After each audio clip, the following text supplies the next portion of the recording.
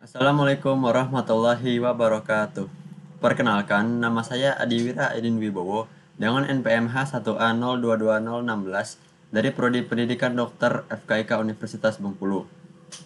Pada kesempatan kali ini, saya sebagai salah satu anggota kelompok dari kelompok 5 Agile akan melakukan seminar hasil dari kegiatan yang telah kami lakukan, yaitu membuat alat sensor detak jantung yang dimana dosen pengampu kami adalah Pak Dr. Novalio Darata, ST, MSc, PhD.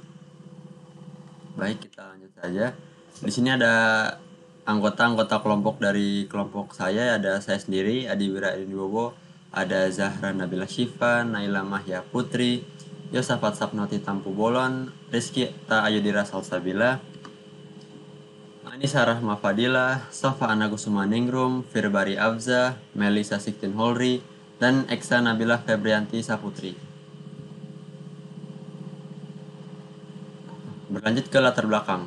Apa sih latar belakang kelompok kami membuat alat sensor detak jantung ini? Nah, yaitu kita dilihat dari pertama yaitu jantung. Jantung merupakan salah satu organ penting dalam tubuh manusia yang bertanggung jawab dalam mengedarkan darah ke seluruh tubuh. Nah, untuk mengetahui apakah detak jantung kita normal ataupun tidak normal, maka dilakukanlah pengukuran alat detak jantung. Pengukuran detak jantung menggunakan alat deteksi detak jantung dengan program Arduino Uno dan sensor detak jantung itu sendiri. Lalu berlanjut ke tujuan. Apa saja tujuan dari kegiatan membuat alat sensor detak jantung ini? Tujuan umumnya yaitu untuk memudahkan pengguna dalam mengukur detak jantungnya.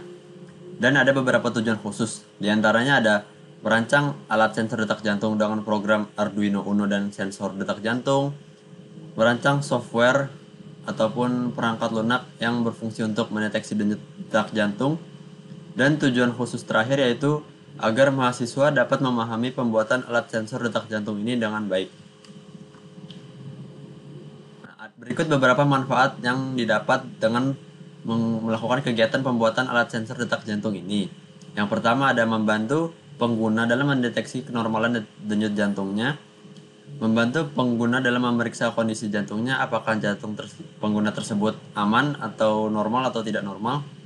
Dan yang ketiga yaitu kegiatan ini diharapkan dapat membantu dalam memberikan kontribusi ke akademi dalam pembelajaran mata kuliah umum pemrograman dan komputer atau coding. Berikut adalah jadwal kegiatan dari kelompok kami yang telah kelompok kami lakukan. Ada beberapa jadwal pertemuan. Yang pertama dimulai dari tanggal 13 September 2022 yaitu pembuatan kelompok, 15 September 2022 yaitu penyusunan proposal kegiatan, 17 September 2022 pembelian alat sensor detak jantung, 27 September 2022 proses pembuatan alat sensor detak jantung, dan 29 September pun juga sama proses pembuatan alat sensor detak jantung, dan di tanggal 6 Oktober penyusunan laporan hasil serta proses pembuatan alat sensor detak jantung jika pembuatan tersebut masih belum selesai.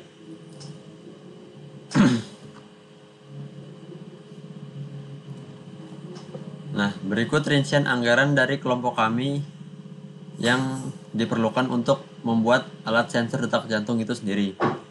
Bisa dilihat di sini ada breadboard, Arduino Uno, connecting wires, push button, 20K potentiometer, heart rate sensor with clip, kabel jumper, LCD, dan resistor.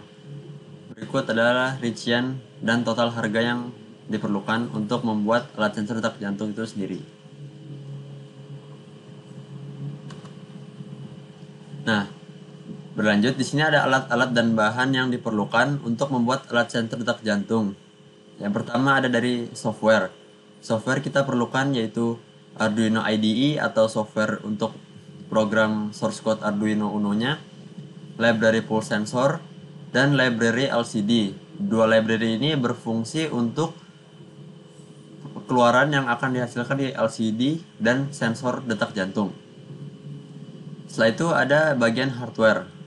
Hardware atau perangkat keras ini ada Arduino Uno, LCD, potentiometer, resistor, push button, heartbeat sensor atau sensor detak jantung itu sendiri, mini breadboard, dan connecting wires atau kabel jumper. Dengan catatan resistor di sini itu opsional karena dia bisa berfungsi sebagai LCD backlight. Namun jika tidak memakai resistor pun juga tidak apa-apa. Nah, berlanjut ke hasil dan pembahasan. Pada tanggal 27 September 2022 dan tanggal 29 September 2022, kami kelompok 5 melakukan penginputan source code hingga menghasilkan output di mana Arduino Uno kelompok kami berhasil hidup dengan kondisi lampu kelap-kelip. Nah, di sini ada source code menggunakan software Arduino IDE tadi, yaitu ada void setup, pin mode, void loop, digital write, delay. Nah, ini ada beberapa tulisan yaitu catatan tentang apa fungsi atau keluaran yang dihasilkan dari program tersebut. Nah, ini merupakan dokumentasi atau foto saat Arduino tersebut kelap-kelip. Nah, saat kelap-kelip, nah nanti lampu oranye di sini dia akan nyalamati atau kedap-kedip berulang kali. Nah, pada tanggal 6 Oktober 2022 dilakukan percobaan kembali pada Arduino di mana dilakukan penginputan source code di Arduino Uno dan keluarannya di LCD yaitu Hello World. Sesuai dengan harapan dari target dan pencapaian yang ditentukan. Berikut adalah langkah-langkahnya. Yang pertama yaitu menghubungkan Arduino Uno ke laptop menggunakan connecting wires atau kabel jumper. Sehingga dilihat jika Arduino Uno menyala, maka Arduino Uno bekerja dengan baik. Yang kedua, untuk memastikan kembali apakah Arduino Uno bekerja dengan baik, maka inputlah source code yang seperti tertera di gambar di bawah ini. Yang ketiga, setelah menginput source code tersebut, maka Arduino Uno akan berhidup berkelap-kelip yang menandakan bahwa Arduino Uno bekerja dengan baik dan optimal. Di sini ada dokumentasinya yang seperti gambar tadi. Ini foto source code dengan menggunakan Arduino IDE. Lanjut. Selanjutnya, hubungkan Arduino Uno dengan LCD menggunakan kabel jumper. Namun, untuk memudahkan perakitan, lebih baik lepaskan dahulu connecting wires yang terhubung ke laptop, agar tidak terjadi korsleting atau kita tersetrum di Arduino Uno-nya. Berikut adalah beberapa rangkaian kabel jumper dari Arduino Uno ke LCD-nya. Yang pertama itu ada ground Arduino Uno menuju ground LCD, 3,3 volt Arduino Uno menuju VCC LCD, A4 Arduino Uno menuju SDA LCD, A5 Arduino Uno menuju A5 LCD. Nah, perlu diingat, untuk urutan connecting wires ini tidak bisa sembarangan. Kita harus melihat contoh referensi dari Google jika kita tidak mengerti. Maka apabila kita melakukan connecting wires ini sembarangan, maka yang terjadi Arduino Uno tidak akan menyala atau lebih parah lagi akan terjadi korsleting pada Arduino Uno-nya. Lanjut ke langkah yang kelima, yaitu sambungkan kembali connecting wires yang terhubung dengan Arduino Uno dan LCD ke laptop atau komputer. Yang keenam, buka software Arduino IDE untuk menginput source code yang seperti pada gambar sebelumnya atau gambar di bawah ini. Yang terakhir, input source code seperti gambar di bawah, dengan dimana source code berfungsi untuk memunculkan tulisan pada layar LCD dengan kondisi diam atau tidak bergerak sama sekali.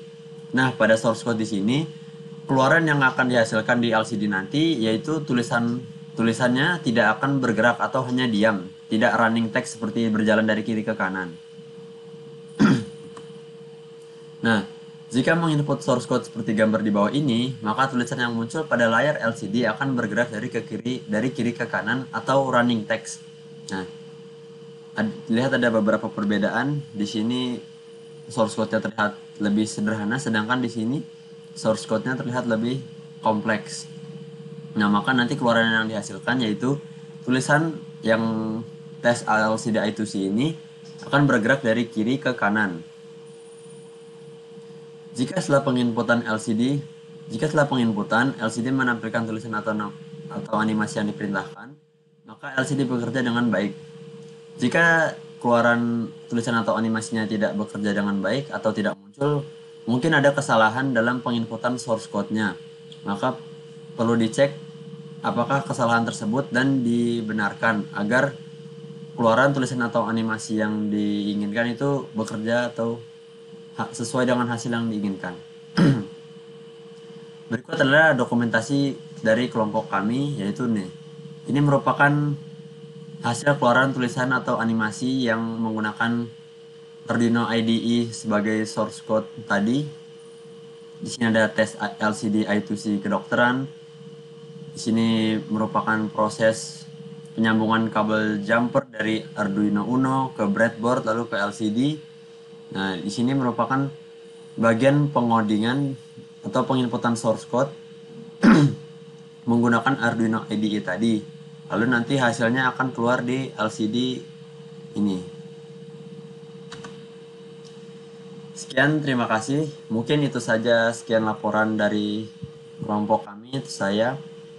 Bila ada kekurangan, mohon dimaafkan. Kepada Allah saya mohon ampun.